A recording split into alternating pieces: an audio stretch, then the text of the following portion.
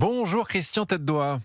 Bonjour Alexis. Ce soir, c'est un soir particulier, chef. C'est le réveillon de Noël. Et je le précise aux auditeurs d'Europe 1, ça fait 25 ans que vous êtes étoilé Michelin. Vous avez une immense expérience. Comment on vit ce soir-là avec ses équipes dans un grand restaurant comme le nôtre? J'imagine que c'est pas un service comme les autres. Effectivement, parce que on fait de l'équipe qui est en relâche, puisque du coup, ceux qui ont des enfants, on les privilégie. Et donc, sinon, autrement, écoutez, c'est formidable comme soirée, parce que on a plein de gens qui viennent, qui n'ont pas forcément de famille et qui se retrouvent entre amis. Donc, il y a une ambiance particulière. C'est vraiment un soir assez extraordinaire. Vous êtes complet ce soir, chef? Oui, bien sûr. Oui, oui. C'est le moment de nous faire rêver et de nous faire saliver, justement. Vous êtes complet et les auditeurs d'Europe 1 aimeraient savoir ce que les chanceux vont pouvoir déguster ce soir à votre table, chef. Oui, alors on sort un petit peu des sentiers battus. On essaye d'échapper à la tradition, même si on l'aime bien quand même, la tradition à titre personnel. Mais donc du coup, on est dans une cuisine un peu plus moderne. Donc ce soir, ce sera foie gras poêlé avec des pommes, des fruits secs et un jus de canard corsé.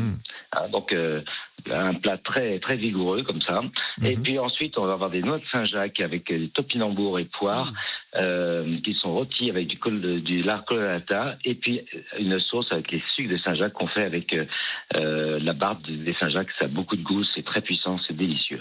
Et puis pour terminer, ils auront donc un filet de biche avec une sauce grand-veneur et puis toute une petite garniture avec. Et puis pour terminer, on a fait un super dessert aux pommes et au miel.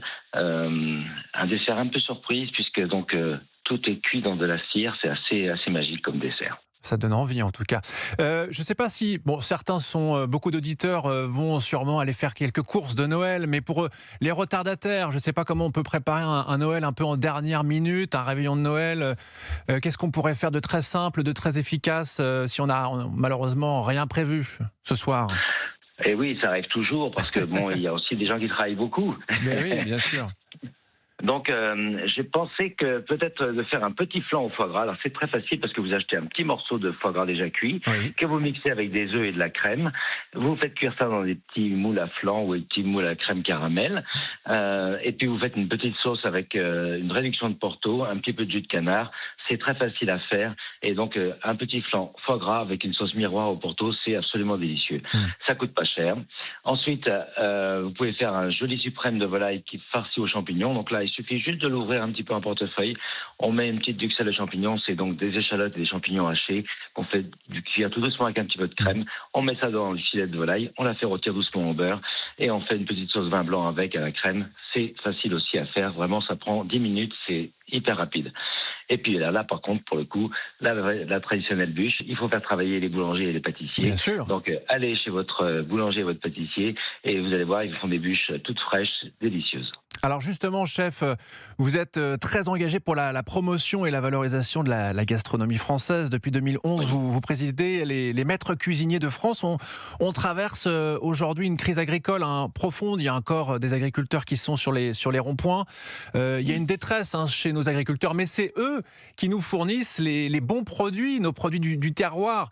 J'imagine que vous avez aussi une pensée pour eux aujourd'hui, en ce 24 décembre, réveillon de Noël. Oui, effectivement. D'ailleurs, hier, avec un certain nombre de présidents d'autres associations, on a signé une tribune justement de soutien à nos producteurs.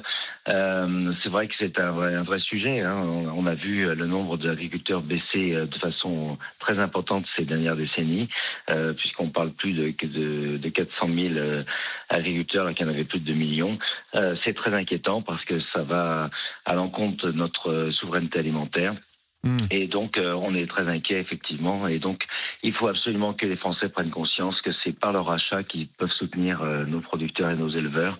Donc, il faut absolument aller vers eux, à leur rencontre, aller sur les marchés et renseignez-vous, regardez les étiquettes pour voir d'où viennent les produits que vous achetez. Bien sûr. Et on peut, bien sûr, vous le disiez d'ailleurs tout à l'heure, chef, avec votre recette, on peut réussir à confectionner des recettes avec des petits budgets finalement. Absolument. Oui. Je voulais vous faire... il faut- Oui, allez-y, chef, je vous en prie. Non, allez-y. Oui, Pas de je souci. voulais aussi revenir, bien sûr, sur votre carrière, parce que on le disait en tout début d'interview, 25 ans d'étoiles au Michelin, une étoile conservée sans interruption. Vous fêtez aussi vos 30 ans de titre de MOF, c'est un très beau titre, ça, meilleur ouvrier de France. On est en 2025, c'est une très belle année. Quand vous regardez dans le rétro, qu'est-ce que vous vous dites en ce 24 décembre ? Eh bien, qu'il faut croire en ses rêves et puis être assez opiniâtre, parce que la France est un merveilleux pays, mais il faut quand même beaucoup de ténacité pour réussir. Donc, à ceux qui nous écoutent, j'ai envie de leur dire, croyez en vos rêves et battez-vous au quotidien pour pouvoir les réaliser. Et c'est vrai que moi, aujourd'hui, j'arrive à être... je vais fêter moi aussi mes 50 ans de cuisine l'année prochaine. Ah, magnifique. Donc, c'est plutôt Un pas mal. demi-siècle. Un demi-siècle, et pour autant, j'ai toujours autant de passion, et franchement, je crois vraiment faire le plus beau métier du monde, puisque justement, on participe au tissu local, au tissu économique local, parce qu'on soutient nos producteurs, nos éleveurs, et puis on vend du bonheur, tout simplement. Et c'est vrai que quel plus beau métier que de régaler nos concitoyens. Je ne pouvais pas vous laisser partir, chef, sans évoquer, vous êtes à Lyon, vous êtes lyonnais, sans évoquer Paul Bocuse, disparu Oui. en janvier 2018. C'était le maître incontesté, Paul Bocuse.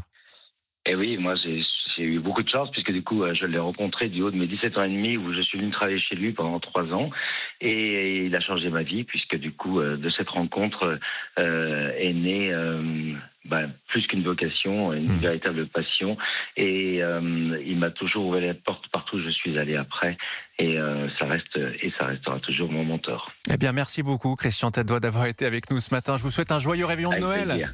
Et bon Merci, courage. joyeux Noël à toutes et à tous. Et Merci. bon courage à toutes vos équipes en cuisine. Merci beaucoup, Christian Tête-Doigt. Je rappelle que vous êtes meilleur ouvrier de France et étoilé Michelin.